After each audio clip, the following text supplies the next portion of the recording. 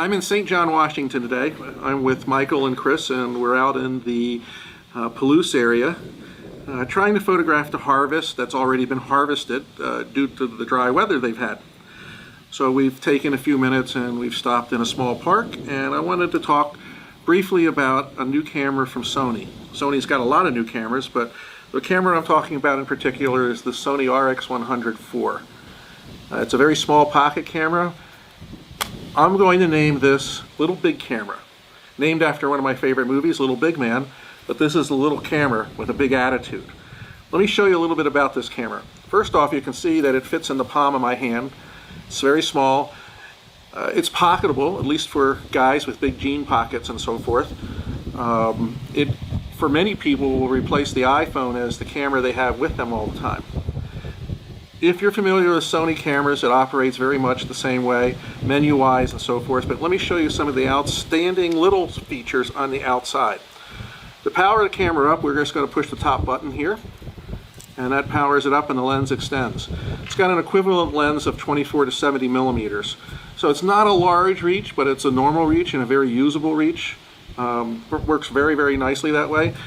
There's a zoom lever, wide telephoto, control knob on the top for determining what mode you'd like to have as far as shutter priority, aperture priority, panorama mode, auto mode, and it has a really unique feature, which is a high frame rate mode. It can record up to 960 frames per second. That's pretty super slow motion, and we'll talk about that in the review, but it's got a lot of capabilities for such a small camera. It also has a flash, so by just a simple lever like this, the flash lever pops up. And what really makes this unique that you don't find in very many small cameras is a pop-up viewfinder. So I would just slide the little switch down here and press that up, and my viewfinder pops up, and you pull out the rest of it, and now I can look through the viewfinder and have all the things that I like with my little camera. So it's a very big little camera that can do. There is a little problem with it though, at least for guys like myself with big hands. It's very hard to hold on to. I bought an optional grip which at least allows me to grip hold of the camera a little bit better. And the problem I have though is that when my thumb comes to rest, I end up making a lot of movies. And that's kind of a hard thing to do. So you have to kind of get used to the fact that your big thumbs, big hands are going to end up pushing a lot of buttons on the back here. As you can see, I just pushed the button and sent this thing into a tilly.